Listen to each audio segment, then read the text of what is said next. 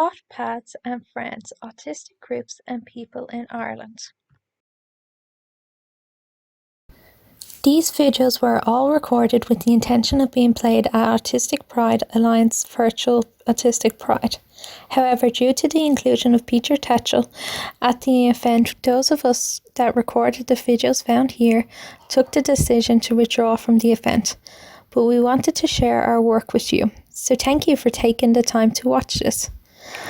As these videos were made with the intention of being played by Autistic Pride Alliance, there are mentions of the event and the organisers at some point of the video.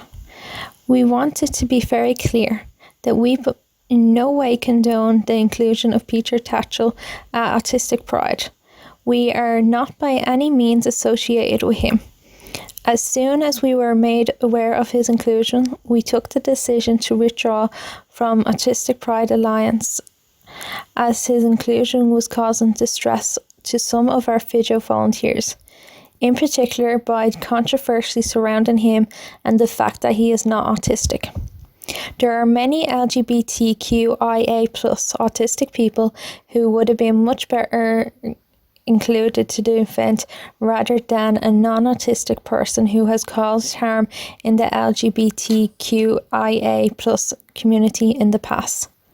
We hope you all understand their decision and enjoy the videos we present to you here. Thank you.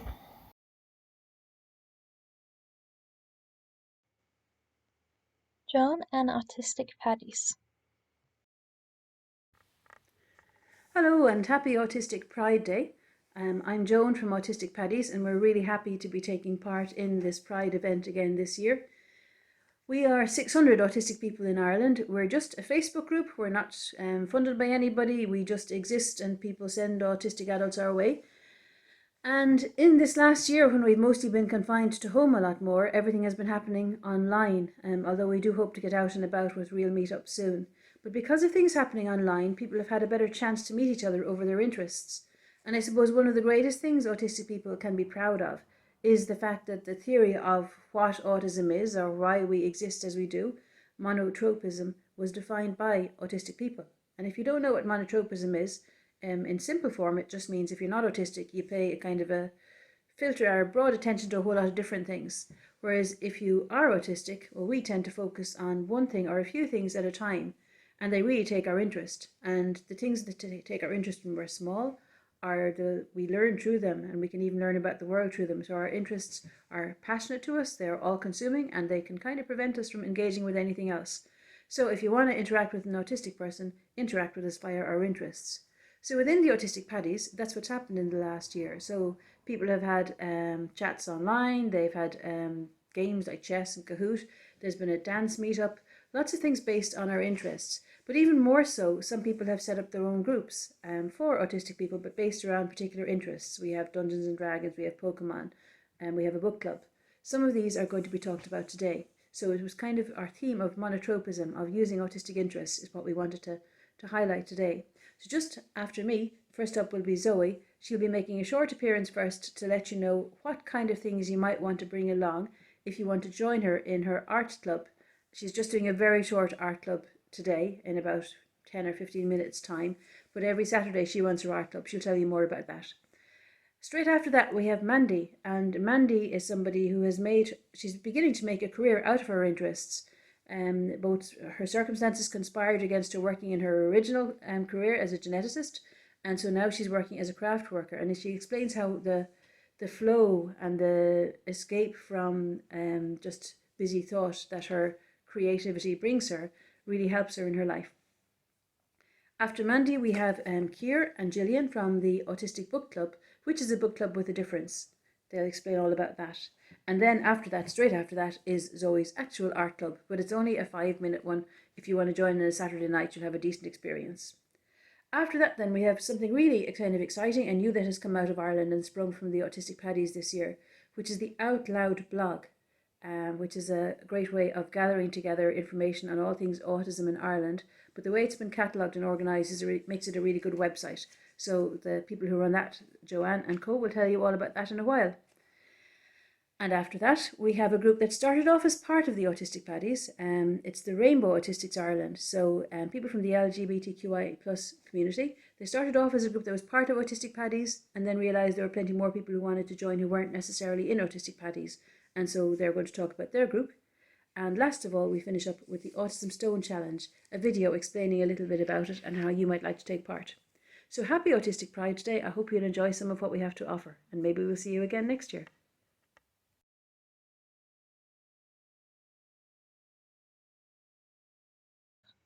Getting your supplies ready. Zoe and the Autistic Art Club. Hi, my name is Zoe and I run the Autistic Art Club, which is an art club for autistic adults who like doing art or who want to do art. And we meet every Saturday and we do some art together. So for Autistic Pride, I thought it would be really cool if we did some sort of art project together, just a really simple one, just to kind of show you the types of things that we do in the Autistic Art Club. So for this activity, I call it Happy Hands. So we're going to need something to draw on. So a piece of paper, maybe root through your recycling if you don't have paper, back of an old letter, anything at all, and grab something that you can draw with. So pens, pencils, crayons, whatever you have. And then if you have something to create colour with, you know, paints, markers, that type of thing. Grab all of those and I'll go through then what we're going to do. And this is suitable for kids, teenagers, adults, everyone can get involved in this. It's a really easy, nice activity. Mandy, Inclusive Approaches and FayeBanCrafts.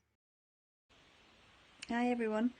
For those that don't know me, I'm Mandy, and Joan has asked me to talk a little bit about how monotropism is playing a huge beneficial role in my life, and how my life has kind of changed. So how I'm now able to interact with the world through a special interest that I have.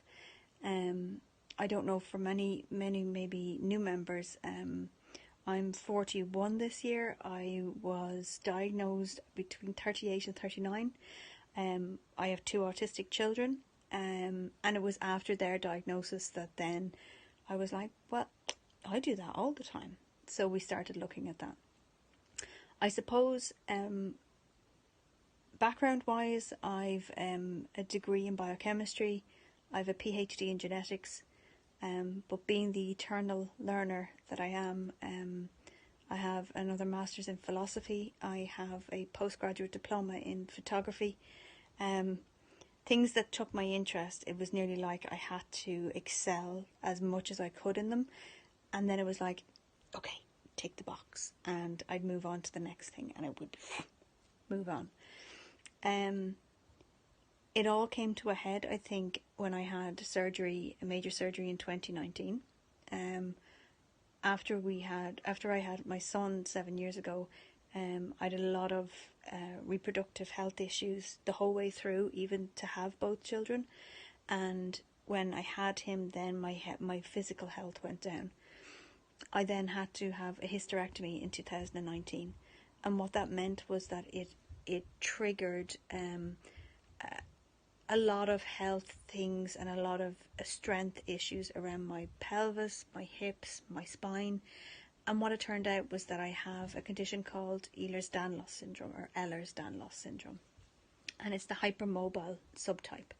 So essentially what that means is that the collagen, or the muscles around all my joints, is too loose and too flexy-bendy, which you'd think would be great, but it means that you actually can't keep your joints in place.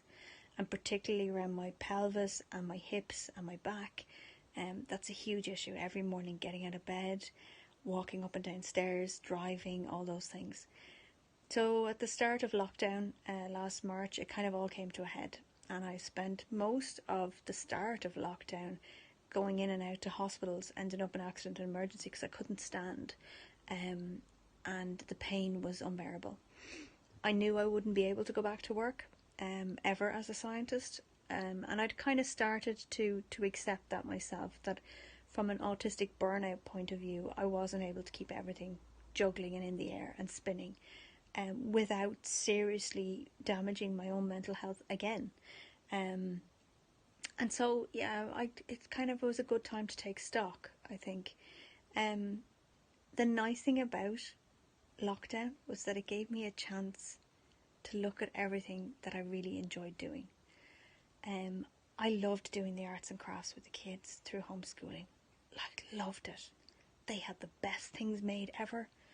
Teacher wanted them to make a rocket. We had like Hubble telescopes and the Apollo moon landing. It was brilliant. More for Mammy than anything else. But so yeah, I was like, do you know what? I'm a doctor in genetics. I'm a scientist. I love arts and crafts. Let's figure out a way to apply this. So I looked at the ways that my family has struggled in different things. And I thought, if I can help one other person not go through the things we have, then you've done your job. The first thing I did was I set up this thing called Inclusive Approaches, and I had to come up with a name just purely because nobody cared about Mandy. And the name basically gave the idea that we were using all the information that we've been supplied by occupational therapists and physiotherapists to make what we call the sensory toolkit. So the sensory toolkit is a step-by-step approach that the children can use with the parents, and it's, instead of being just told, oh, do 5 push-ups, do 10 star jumps, do this, do that, do the other, you get the child to start understanding the feelings that are inside their own body.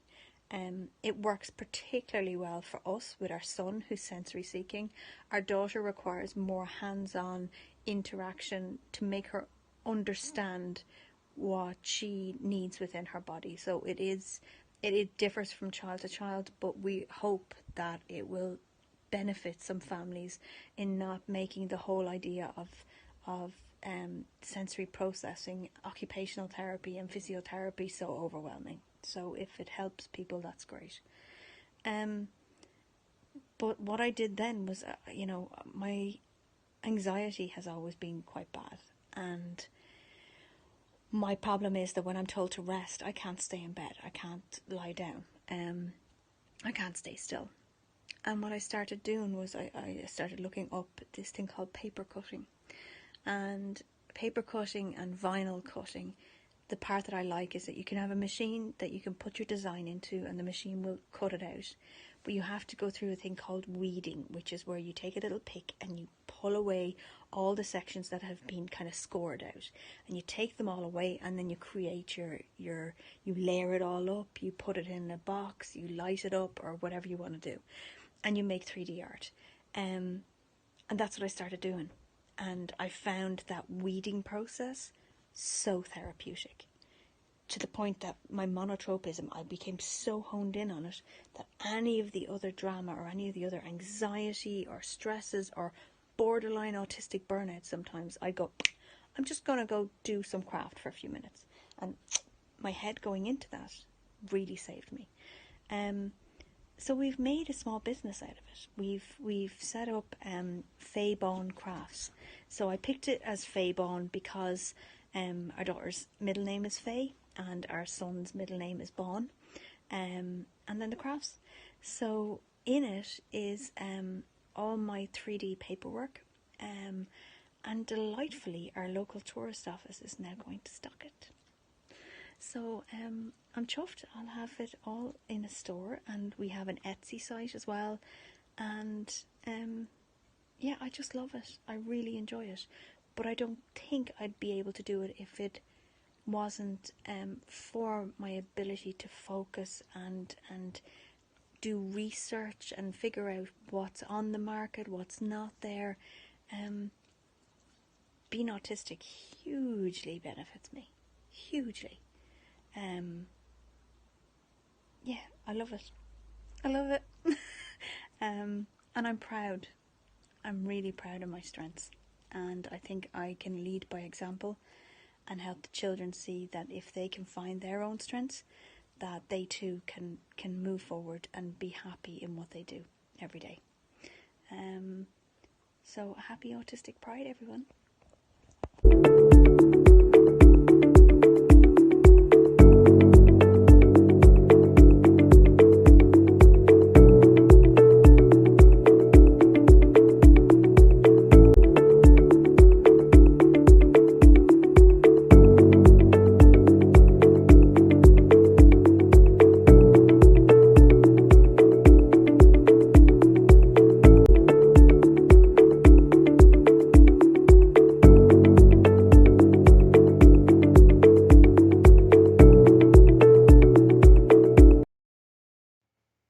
Here, Gillian, and the book club.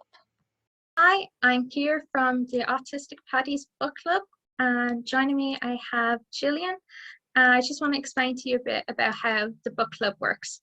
So the book club is a non-traditional book club. We don't just decide what books we're going to read every month. We just invite people to bring along whatever book they read, whether that is a YA book or historical fiction or really deep autobiography, even if you've just read some fan fiction.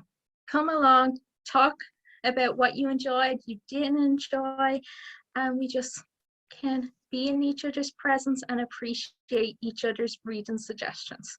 The idea behind this bring your own book was I didn't want to put anybody under any financial pressure to get specific books.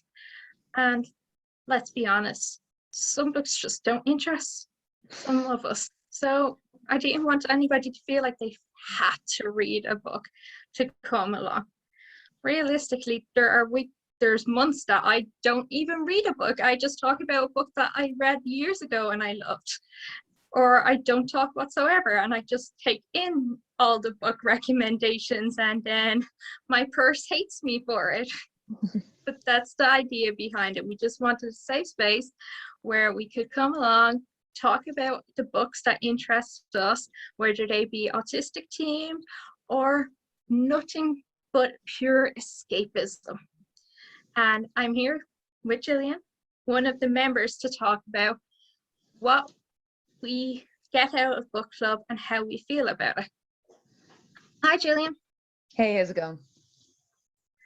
So, what's your experience with our book club?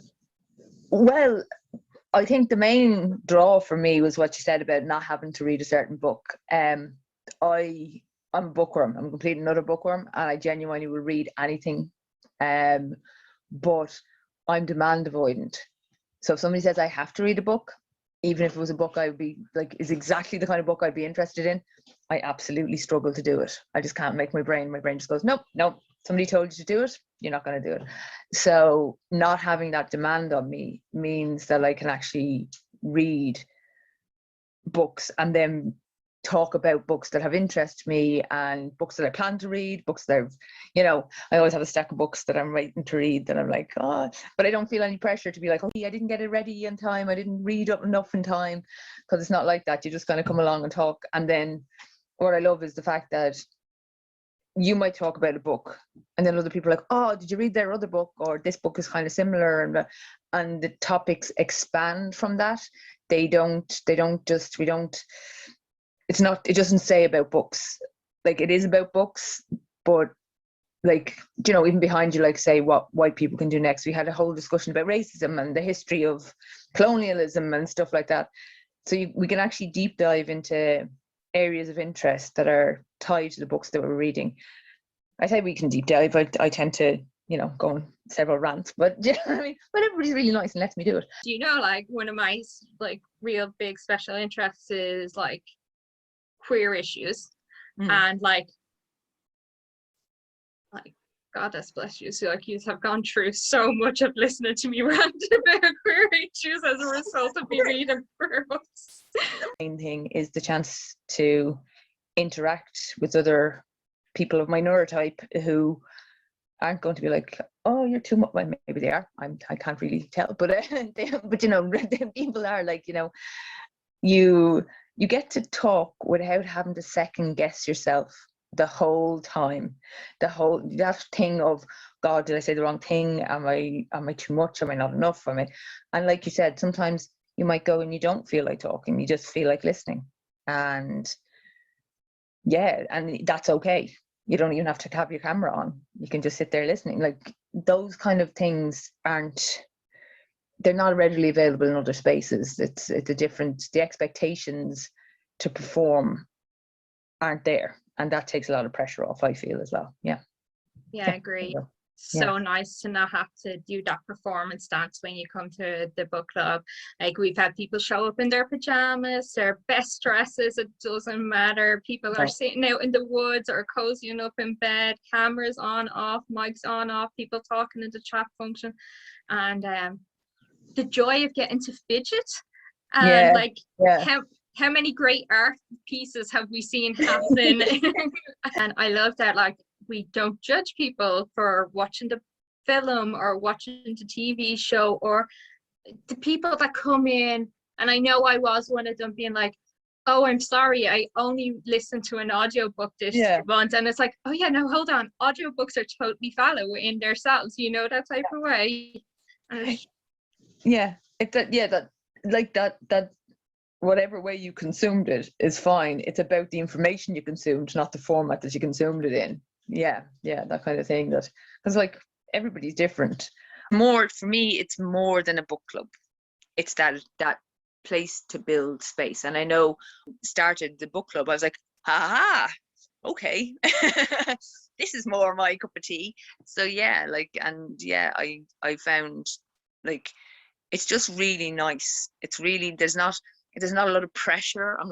If I'm being perfectly honest, like, so I did join Autistic Paddies. We would sometimes comment on things, but I did not go to any of the the online meetups people were having, because like the idea of being in a virtual room of new people was just terrifying. And then I was like, oh, books, I can talk about books if I get other people. I like the thing that we do afterwards, that after, like, when the meeting or the club is over, putting it up on the Facebook page of the books that we recommended, because like, I don't know about you, but I'm never going to remember all of them. Like, at the time when somebody's talking about it, like, fascinating, I'm definitely rushing off to buy that. The second they stop talking about it, I'm like, what was that again? So having it there in a list and being like, oh, May, they're the books that we recommended for May. And even then, in that, the people who didn't even come to the club might go, oh, well, I'm reading these books, and you get even more recommendations for people who mightn't have been able to come or mightn't felt comfortable coming that particular night.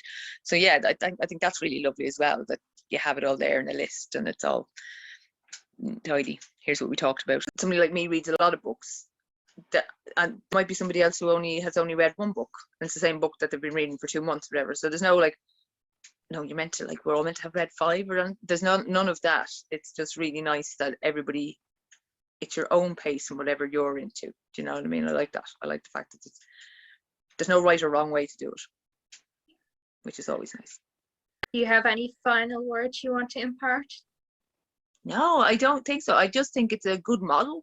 I don't know if anybody else is doing a similar kind of autistic book club, but I think it's a really nice model, and it's a really nice way for autistic people to connect about, in a non kind of formal, we are autistic people and we're going to meet and talk about autistic things. It's not like that. It's just a chance for us to chat and talk.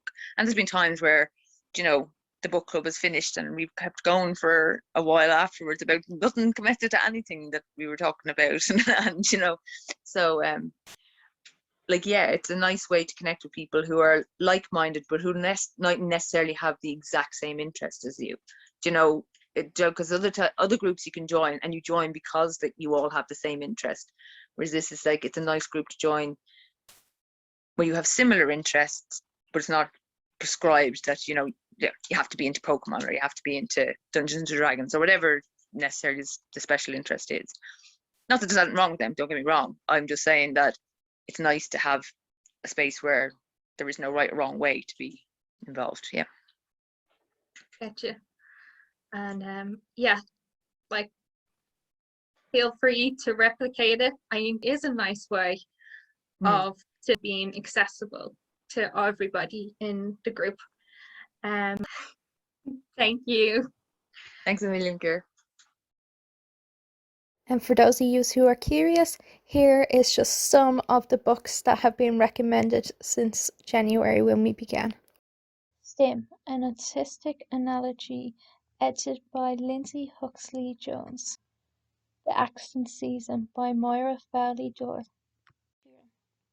Blockchains, digital assets, smart contracts, decentralized autonomous organizations by Henning Dyrich. Asperger's Children: The Origins of Autism in Nazi Vienna by Edith Schaeffer. The Bear and the Serpent by Adrian Tchaikovsky. Lightning in a Bottle: How Entrepreneurs Can Harness Their ADHD to Win by John Torrance, PhD. Walking with Ghosts by Gabriel Byrne. Why Are You Pretending to Be Normal by Phil Friend.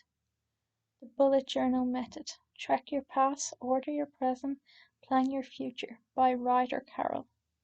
What Every Autistic Girl Wished Her Parents Knew by Autism Women's Network. Polysecure: Attachment, Trauma and Consensual Non-Monogamy by Jessica Fern. Body Keeps Score: Brain, Mind and Body in the Healing of Trauma by Bessel van der Kerk. Explaining Humans: What Science Can Teach Us About Life, Love and Relationships by Camilla Pang. How to Be an Anti-Racist by Ibram X. Kendi. Born a Criminal by Trevor Noah.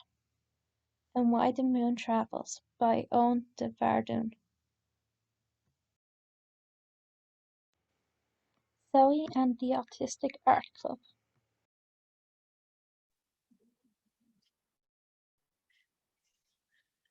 Hi, Zoe. Hi, Joan. Thanks for having me for Autistic Pride. I guess for this, I thought it'd be a good idea to just kind of do a little art activity with you and just kind of give everyone an idea of what we do at the Autistic Art Club. So for this, I thought we would do a kind of, we're gonna like draw around our hands on our page, and then we're gonna fill that hand on our page with drawings, words, colors, shapes, whatever comes to mind about what you love about being autistic. So you might want to draw like the spectrum, or maybe you want to draw like maybe something that you stim with, or different stims that you do. Maybe you might want to do something, draw like a little community of you know, whatever kind of for you represents autism for you. Do you want any help with coming up with ideas for what you'll put in it, or are you happy enough? I'm happy to get started drawing the hands, and then I might need some help then. Will you be doing it too, and we'll be able to Yeah, I get have ideas my off each pen other and maybe? paper here. Yeah, oh, lovely. I yeah, have my we can do paper it together. and coloring Yeah. pencils. Okay. So what should we draw around your hand first? Okay, just one hand. Yeah, just one. Lovely. I have a big hand. And in the art club, it happens most Saturdays, isn't it? Yeah, so it's we do 4 Saturdays in a row, and then we take 2 weeks off. And so Okay. it's at 7 o'clock on Zoom, 7 o'clock Irish time. But we have lots of people kind of from all over the world who log in. So yeah. Right. Okay, you've drawn your hands. My big hand, so have you. Yeah, so far so good. Perfect. So yeah, just think maybe you like if you want to like color in certain sections, or if there's like different shapes or symbols that you want to draw. I think purple is my favorite color, so I'm probably going to try and color some of it in purple. And yeah, I might do some maybe like draw some like art materials, because I suppose my experience in the autism community has been very centered around art and community around art. So that's probably what I'm going to do. How did that start? What drew you into setting up the art club even, or how did that happen? So I suppose I would have struggled a lot with my mental health, and I suppose I would have been doing a lot of art in terms of my own kind of mental health recovery. And at the same time, then I was diagnosed with autism.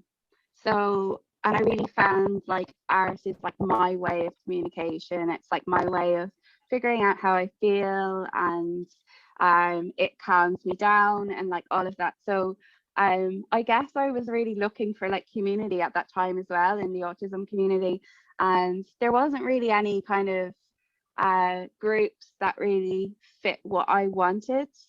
So I guess I just set up this Facebook group and people joined it. And for a couple of months, it was just a Facebook group.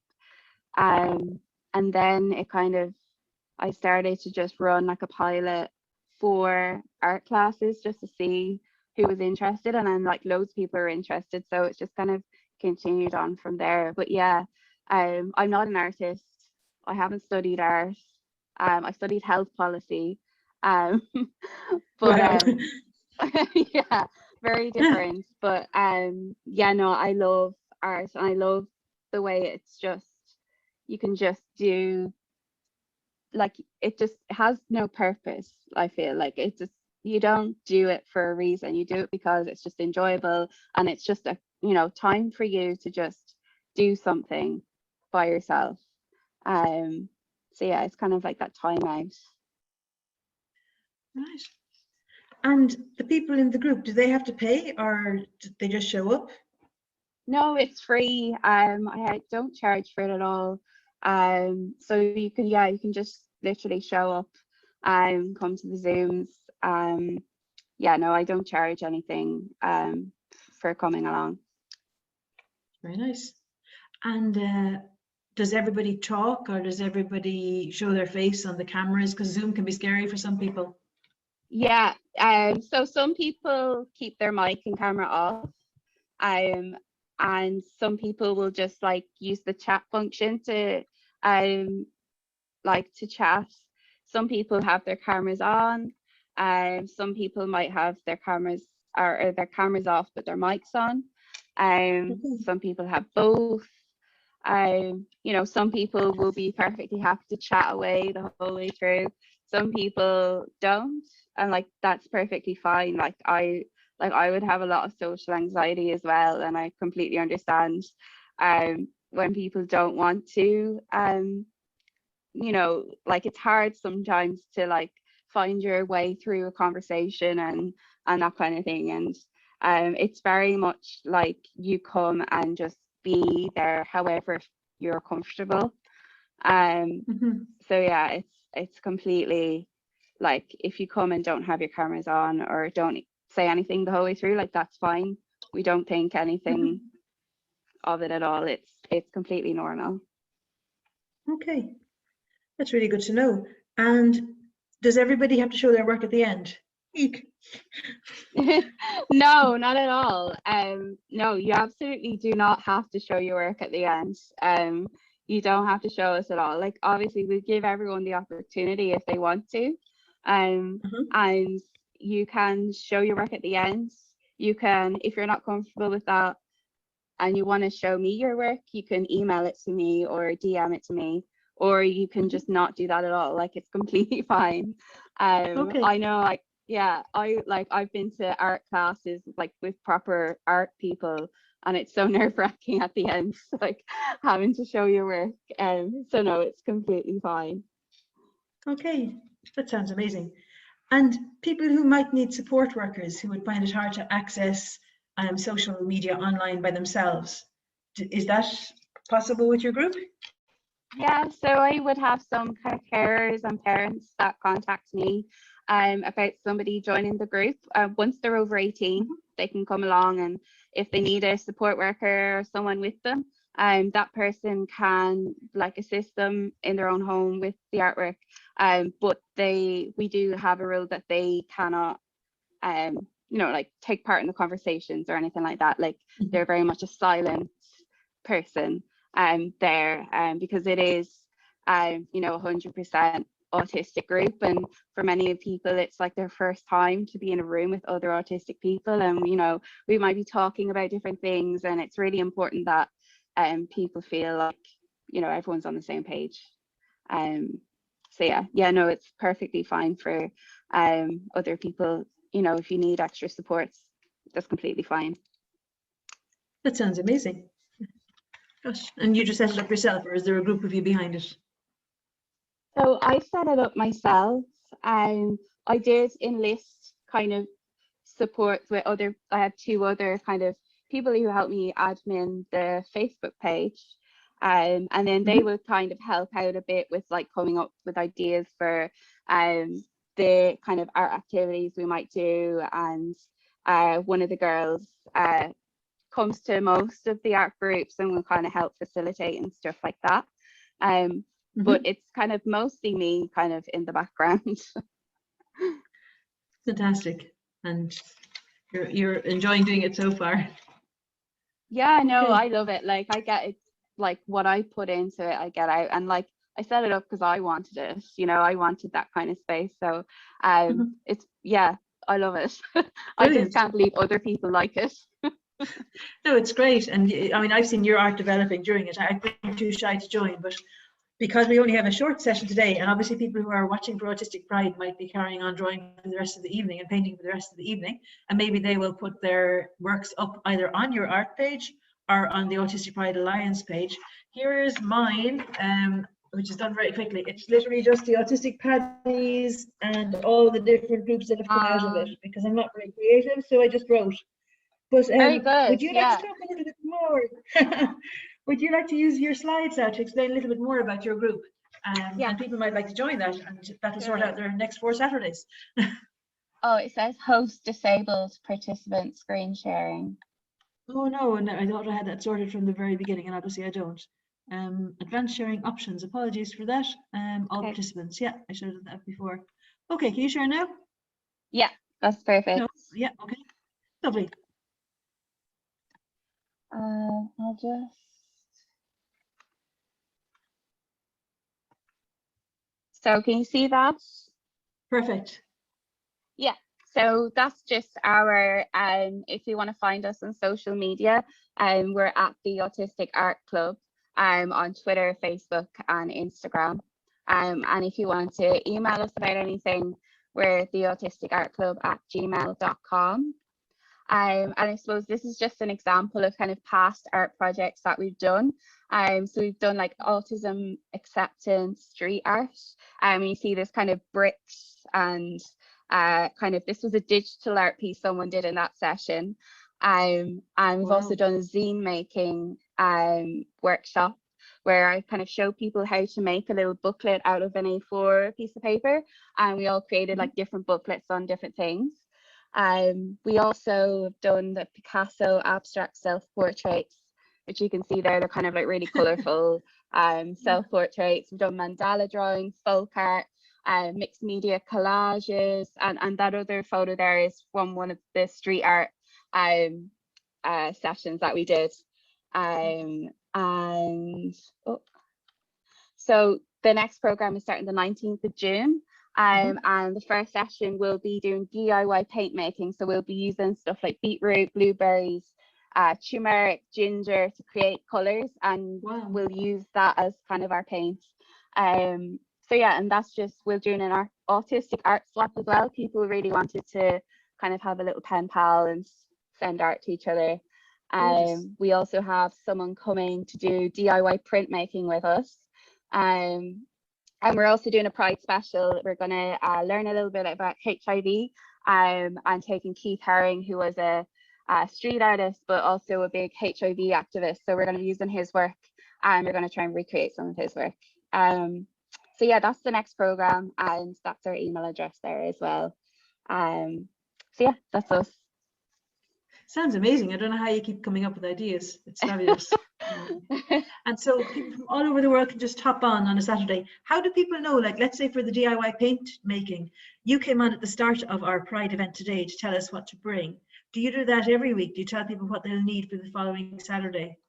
Yeah, so every Friday, so the Friday before the Saturday, I'll send out an email with like the Zoom link. I always write up a little blog post, kind of, I'll like put up ideas, kind of inspiration of what you might like to create.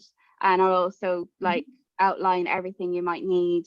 And yeah, kind of everything is laid out in there so that you can participate. Then you can just literally use those blog posts to participate. You don't even need to come to the Zoom, but the Zoom is like optional.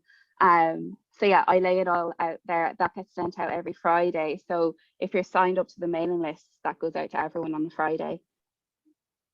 That's brilliant. So are you saying that if people were too shy to show up on the Saturday, say, or just maybe it didn't fit in with their schedule, they could do the work in their own time and they could still put it up on your social media and be part of things that way? Yeah, So it's really absolutely. flexible. Yeah. Okay. Yeah. That's so brilliant. Thanks a million for sharing, Zoe. I'm going to get back to my drawing now, and I really appreciate that. I'm going to turn off the recording now. Thanks. A picture of Zoe's art creation. It is outline of Zoe's hand with blue nail varnish, and text in the hand reads Stimmen with a fidget toy, new friends with a load of stick figures holding hands, community written in a love heart, Facebook group, art with a paintbrush and paint palette, and rainbow flag with caption LGBT plus autistic community. Hello, that was a real whistle-stop tour of what Zoe's Art Club is like. If you did create anything, or maybe you're going to continue your creation during the afternoon, it would be lovely if you would share it on the Autistic Adult Art Club page, or even on the Pride Alliance pages that you've seen as well. We'd love to know what you created, and we could show it to everybody afterwards. Thank you. Gillian, Joana, Marja-Kristina, and AutLoud.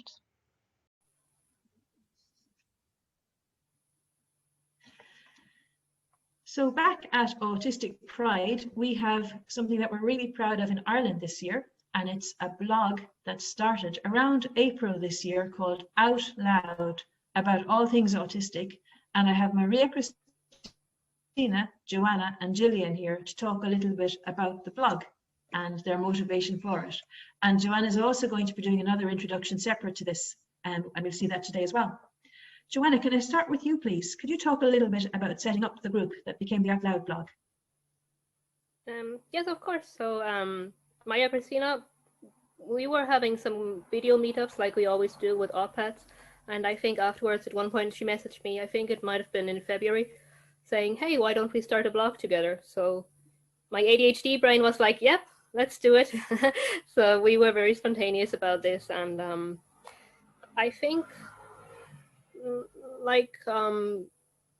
she set up all the technical things, and then I started creating the website that I will show later on.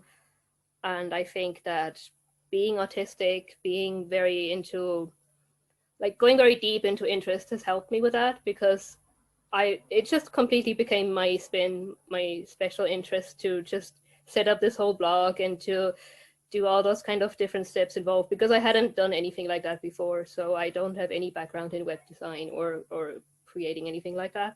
So I think it was very interesting. And like being an ADHD too, I think has helped me in a way, because on the one hand, I'm very spontaneous and impulsive in that sense. Let's do it. Let's just do something new. But on the other side, I also have many different interests. So I think that it's just kind of patchwork interests that can feed into each other, that you can switch between. So I think in a way it was very good to have many different interests to set up a website like this, because you have to do a bit of technical things, you have to do design things, you have to do content things. And then the autistic idea of going down these different rabbit holes and just learning everything there is to know. So yeah, I think it was very interesting, and it can be a bit difficult. You have to really be mindful that you don't become too obsessed and too perfectionistic about things, and that you kind of manage yourself if your executive function isn't the best. But yeah, I don't know if that answers your question. Thank you, because like everything else in Ireland with adult autism, it's done by volunteers. So you're all doing this just because you love doing it. So yeah, okay. Gillian, there are so many different articles and different styles of article, but you have a particular interest in researching and referencing, kind of a monotropic interest there. So could you talk a little bit about that and how that fed into the blog? And with the mic on, it'd be even better. That'd be very handy, yeah. Yeah. Anyway, so I've only written one blog on masking because I was doing a master's, actually, a master's module. But what I have been able to do is use my interest, which happens to be autism at the moment, to help with other referencing. So I have, once I'm interested in something, I get really deeply interested in it, and then I have a tendency to kind of deep dive into my interests. So it's actually been great to be able to use that to help other people, or to, you know, link in with other people when they were doing their blogs. And that kind of interest, I have an ability to absorb a lot of information quickly, but also remember where I saw it, which has turned out to be quite helpful. I'm terrible with names, so, but luckily I have, when I'm interested like this, and this has been has been very good for me, because I had to do, I'm a bit demand avoidant. So when I had to do it for college, it was kind of taking the joy out of it for me a little bit. And I do get a lot of joy out of research, and I really enjoy researching. And so the blog has been great because I can do it for a fun reason, or a good reason, or a reason that I was actually enjoying, rather than having to do the research because I had to do it because somebody else told me I had to write an essay. So yeah, and it's been great because as you said, that monotropic interest that I have, I'm actually feel like I'm, not that it has, not when you have an interest it has to be for anybody else or to benefit anybody else, but I feel like this is actually of benefit, and now I have more time to give even more to it. So yeah, I can justify to myself why I'm attending all the conferences and doing stuff like that. I'm like, yeah, it's for the blog, it's not for me at all. Even though nobody's asked me to do it anyway. But yeah, like, it's nice to have an interest and to be able to share that interest with people who understand why you're interested, and why you don't have to explain why I'm so interested or why I'm diving so deeply into it. So yeah, it's been great for that. And hopefully that the fact that I like researching will be of benefit to other people as well. Yeah. You're like a sophisticated Google. You just type in your request, and then Gillian comes back with like 20 resources. Apologizing, that's too many. I'm like, no, give me more. That's like, yeah, info dump. It's actually so nice to info dump to people who actually want me to info dump, rather than, you know, my neurotypical parents have asked me a question and then I'm like, here, have all the information you ever wanted. I've learned now to ask first.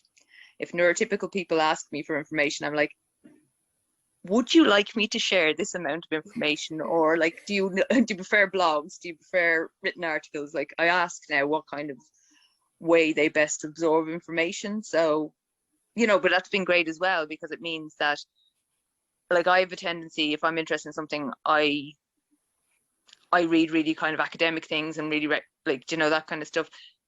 But it's helped me to be like, okay, well, now I can find resources that are in lots of different mediums, so that when I'm doing a blog, it won't be just purely according to blah blah blah, you know, written in a kind of academic way. It's helped me to kind of expand the way that I can give information as well. So it's been great. So you can reach lots of people. I'm just wondering, because you all have such different talents, and you came together as a kind of a team who'd never worked together before. Like doing websites and people doing writing. I mean, writing seemed to be the least of the blog in the beginning. There were so many other things going on behind the scenes. Marja-Kristina, would you be able to talk a little bit about what kind of structures you put in place to ensure that there was a blog and that there were articles flowing, and in terms of advertising and in terms of topics, just around organizational structures? And anybody else can dip in if they want to, if you need. I know you might need to take a break because you're a parent of a very young child. So yeah. No, it's it was kind of a group effort to, and to provide this organizing structure, because we didn't want to have, like we didn't want to have some sort of system where it's like you must do this, and then the people who are just going like, oh my God, why is this computer yelling at me and making me do stuff? We just wanted to, because basically kind of the organization came together organically. Like first we kind of set up a Google document, just kind of when we were coming up, with what is the name of the blog, what are we doing, what do we want to write about. So then it kind of grew, like we set up a Google Drive where people could put their writing or pictures, or an email where people could send their ideas. And then we've also set up 2 different messenger groups, for like one for everybody on a blog and one for people dealing with more social media. So we just have so we'd have a few like different channels, but like they could all be used kind of for like for the purposes, kind of like with the best purposes. And it's still growing, obviously. Like we have a content calendar, kind of social media. And I think, as the blog grows, there will be, we'll try new tools. There might be tools, we haven't found yet that might be, because we're trying to find tools and ways that are just not burdensome on people. Like as I said, that you don't have the red flashing lights going like, you haven't done it, you horrible person. But like we're just kind of, we're basically finding a way to share information among ourselves. And like, if there's a few weeks, without a post, it's fine. People, everybody else is probably enjoying the sun as well, not just us. Like we just kind of, we're trying to set up a space where, we have the information, but like, but somebody else, like if you just can't, get to it, then somebody else, is able to find it and kind of run with it if they would like. Okay, thanks. Yeah, one of the things I love about the blog is that everything is then so well referenced. And then somebody not only is gathering the references, but is putting them in the right place and linking everything together. So it means that when you have some downtime, there's a lot there for people who are new to the blog to just come and to read. But I mean, you're all doing so many different things. And I know in the beginning, there was such a powerful output right through April because of April and autism. But it must be very easy just to burn out. I mean, Joana, you were kind of the person gathering everything together. How do you not burn out, or do you? I mean, in hindsight, I mean, if somebody is watching, I don't know if people watching thinking of doing the same thing. So I think it's a very good idea to create collective spaces like this, and you can do it. And just even setting it up per se is not hard at all. I think you just have to be very aware of things. For example, if you set up a website from scratch, there will be a million different options concerning the templates you can use, the themes, the design. You want to design a logo, you want to find colors, categories. I will show all this later just with a little walkthrough, but I think it's important to be aware that there will always be a million options, and just to, like, I'm bad at prioritizing. So to just let things be good enough, to just maybe set yourself clear time limits. To maybe I started tracking my spoons. I don't know if you spoon theory, like my energy levels, what kind of tasks consume my energy, and what kind of tasks do I find meaningful, and what kind of tasks do I find rather tedious. So like there is a lot of things that are going on behind the scenes. It's not just like typing a nice text and pressing send and that's it. So there are a lot of little bits and pieces that it makes a lot of sense to create lists, to know what you have to do and to tick it off, and to just, I don't know, what I've learned is that I have to set boundaries, because I get very obsessed with things and I want them to be perfect and I want to be involved all the time. And just setting boundaries and being realistic. And like Marja-Kristina says, you can't really, we're all disabled. We all have all kinds of things to do. A lot of us have chronic illnesses, mental health issues, whatever it is. Like you can't really point your finger at people, and especially demand avoiding people, and go like, you do this, you do that. So you have to ask, but at the same time, it's hard to ask because you don't want to burden anybody. And then like, I think in the beginning I took on way too much. I got way too obsessed with it, way too perfectionistic about it. And I just kind of really burned out. Like I haven't even touched it in like a few weeks, although I'm still excited about it and I'm excited of going back, but maybe just making sure that every step along the way, you have the whole team and you know what each person realistically can do within the next month, for example, or within the next quarter, or whatever kind of time you want to set, and like setting yourself clear limits, being okay with things being more cyclical. Like, for example, related to work, I've realized that I'm not like a regular working person. I'm more like I binge and then I crash kind of person. So in a way, I want to embrace that, because I think it's very good to get into this hyper focus and to get things done and not to switch around. I don't know, I'm not good at switching tasks, but at the same time, to kind of find a way to like shut it all down, have downtime, and not crash. So like to balance it a little bit out, I think would be something I need to work on a bit. And like, yeah, but it's definitely, I don't want to make it sound like, I don't want to deter people from doing it. It's just, it can be anything you want. So if you want to set up a website, take it slow, see how many people you have, see what kind of skills you have. Or there's a lot of resources online where you can learn things like setting up a website. Like, I have no background in IT and I managed to do it. All these kind of designy things, like you can do them on Canva, and you don't need any design background. So like, of course, it's not going to be as professional as if you hire somebody, but if you have volunteers, you don't have money for that. So if anybody out there wants to join, like graphic designers, web designers, please just send an email. But yeah, I think being very clear about boundaries, setting clear expectations, not being too perfectionistic, and then I think it'll be great if you decide to do something similar. Thank you. And so you're kind of a collective, and you're open to people who will come and join you and just write things or float in and float out. And Yeah. I'd say we actually discussed, like we discussed it within the group, that like we want to be, like, we all know that we're different people. As Joanna said, was, some of us have disabilities, some of us have things going in their life, you have illnesses, you have children. And like we try to be kind of cognizant that people might just have something going on, and it's just like, as much as they want to do for the blog, they just, they have something else in their life that is taking precedence. And then I think and I think we worked like really well together, everybody in the blog, because we kind of realized, like it's a fun project, but it's a volunteer project. We're kind of, we can give to it what we can give. Sometimes we need to just go enjoy the sun and then come back to it after, when it's rainy again, and when we can go outside. Like basically, like we just need to kind of let ourselves and others kind of relax and just have it something fun in our life, and not just kind of, it's this whole difficult thing, not the difficult thing we have to do, but just something we kind of feel passionate about. So you're kind of managing expectations of yourselves. Okay. And Gillian, just in terms of the blog, can it be a platform for advocacy, or is it just a series of individual kind of tales and stories? Like how can it support, I suppose, people to understand autism better, or the autistic needs to be better recognized?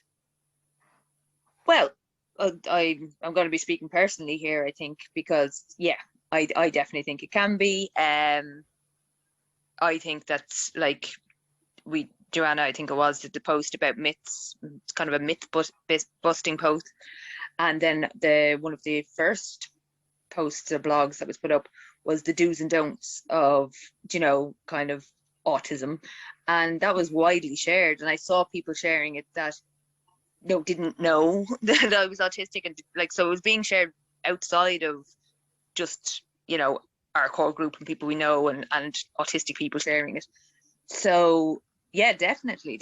And like, when you say advocacy, it can be used for more full-on advocacy, but even just dispelling some of those myths in an accessible way is advocacy in and of itself. I just got my official recognition a couple of weeks ago, and my psychologist sent me the final documentation and stuff like that, and she said, "Oh, by the way, I read your blog on masking," and I was like, "Oh." I had written that blog before she diagnosed me, so I was like, yeah. So I'm glad you read that after we had our conversation. But so yeah, so she had come across that by herself. I hadn't told her about it. I hadn't told her it had anything to do with it, to be honest with you. So yes, like it can be used for advocacy in a really serious, talking about very serious stuff. But I think the real beauty of it is that even though everybody's writing different parts, there's a thread running through it that shows that that while we are individuals and while we all have different strengths and different, there is an autistic voice, there is an autistic community that can be represented by it, and that is advocacy. You know yourself that there's still an awful lot of belief about the fact that autistic people, you know, that we can't speak for ourselves, that somebody else needs to be our voice. And I think that's important to talk about, you know, and to give opportunities to people who may be non-speaking to show that, yeah, there is a commonality between us, and that's an advocacy in itself, that that we have similar themes, but we have different experiences of it. So yeah, I think it's a very important, because it's accessible, because it's open, like anybody can look at the blog. The little posts are easily shareable on social media. You know, it's an easy way to advocate without having to sign a petition or, you know, that kind of thing. It's a way for people to advocate, especially if somebody, like as Joana said, and said anybody is welcome to send something in. So if somebody felt really passionately about something, this is an opportunity for them to be like, right, I want to get this off my chest, do you know? So yeah, I really do think it's an important kind of medium. And as you said, I think it's the only one of its kind in Ireland at the moment of so, you know, yeah. autistic voices. Yeah. Yeah. A group together. But the idea that autistic people can work as a team is quite amazing, because it's blasting through a stereotype in itself that people are. Well, that's exactly it. This whole, yeah, if we all have such terrible communication difficulties and deficits, how are we even able to get together to form a coherent group? Like, do you know, it's just absolutely showing that for the nonsense it is, to be honest with you. Absolutely. Do you know what I mean? Like, we are perfectly capable of communicating with each other perfectly fine, but and I think the fact that we're all kind of high masking is that we can speak a little bit of neurotypical as well, so that's helpful as well, to help them, bring them on the journey, do you know what I mean? So yeah. Thanks, Gillian. So it's a great blog, and that's why I asked you to be part of the Autistic Pride picnic. But how do people find the blog? Marja-Kristina, how can people access the blog? Well, the blog can be found, you know, if you just type in AutLoud.ie, so it's AutLoud and .ie, and you can just type that into Google as well if you just can't remember if it's .ie or .com or whatnot. And we also have a Facebook page, we have a Twitter account, and we have an Instagram account, which are all linked on our website if you can't find them like easily. Great, so very easy to find you all. Thank you. Future plans. Would anybody like to discuss what you might have for the future? What you might be doing as time goes by? Having a long rest for now because you just exploded in April. Yeah, I think we're enjoying the sun while it's lasting. I think like my dream is still that we get more like different parts of the autistic community together. Like Gillian was saying, we were trying to get some non-speaking autistic people involved. It's quite difficult to get in touch in Ireland. I have to also say that like outreach is not my strength, so I have to really push myself to like contact people all the time. So like that's maybe not the easiest, but it would be so nice. And like we have a lot of people already on board from the LGBTQ plus community. I think we definitely need a lot more representation there. We need people from the travelers community. We need people from all kinds of like doubly marginalized groups. So if anybody who lives in Ireland or Northern Ireland, we don't have anybody from Northern Ireland yet, so please, if you live here or if you have a connection to Ireland, you don't necessarily have to live here, then you're very welcome to just drop us an email or just click on the website, go to contact, and like we can have all kinds of contributions. They don't have to be written, they don't have to be long, they can be a picture, they can be a song, they can be, we have a whole corner that I will show later on that is just about creative stuff like art. So I think it's really, like Gillian says, there is like this autistic voice, but I think it's made up of all those different voices. And the more different voices we can get together, I think the better it will paint a picture, maybe. And that's a good note to end. Thank you so very much for letting us know about the OutLoud blog. And I'm really looking forward now to your piece guiding us through the blog and what we might find there. And I hope people from all over the world will get to know your blog after Autistic Pride on Saturday. So happy Pride, everybody. And thank you very much. Happy Pride. Pride. AutLoud.ie walkthrough. Hi and welcome to this very quick walkthrough of our blog, AutLoud.ie, a blog by autistic adults in Ireland or with connection to Ireland. I just want to give you a quick overview. So we have many different categories on the blog. For example, we have a whole category about autistic voices, which is a bit more personal, where we can share our journeys, our experiences, thoughts and opinions. We have Auti Joy and Spins, which is a lot of fun, because here we can share our creative projects, our interests, our passions. We have Life Hacks, where we can exchange practical advice about daily life, mental health, work, relationships, parenting from an autistic perspective. We have a category called Supports and Services, where we share some information on both public and private services in Ireland, and sometimes also the lack thereof. Advocacy is very important to us, so we have a whole category where we debunk some common myths about autism and just try to promote autism acceptance, appreciation, inclusion, and also talk about what society, communities, businesses, employers, the government can do for autistic people. Autistic community is very important to us. We have a category where we showcase different communities on and offline. And we have a category of news and reviews. For now we have a lot of book reviews, but it could also be movie reviews or just commentary on what's on the news right now. And last but not least, we have autistic research, where we just provide our perspective on the latest autism research. We try to showcase some more autistic researchers, but also give our take on autism research, which, as we all know, can often be a bit problematic. We have a whole section on resources. These are a lot of links and information to organizations in Ireland, but also just links online, information, book tips, etc. But we're very proud of our creative corner, because the blog is not just about writing, but it's also about expressing yourself any other way you want. So for example, we have an art gallery, we have a poetry corner, we have a spin zone, which is extremely popular because everybody can show their own hobbies, their own interests, and we have a huge variety of interests. So people love reading, arts and crafts, photography, costuming, all kinds of interests. So I'm really excited about that as well. And we're going to add more like autistic musicians, short stories. So if you have anything you would like to contribute, just get in touch with us. And we have certain values that are important to us. For example, we appreciate or we use identity affirming language, identity first language like autistic person, and we try not to use medicalized language about autism. However, if you want to use have autism when you describe yourself, we're not going to prescribe how individuals refer to themselves, but we just encourage identity affirming language.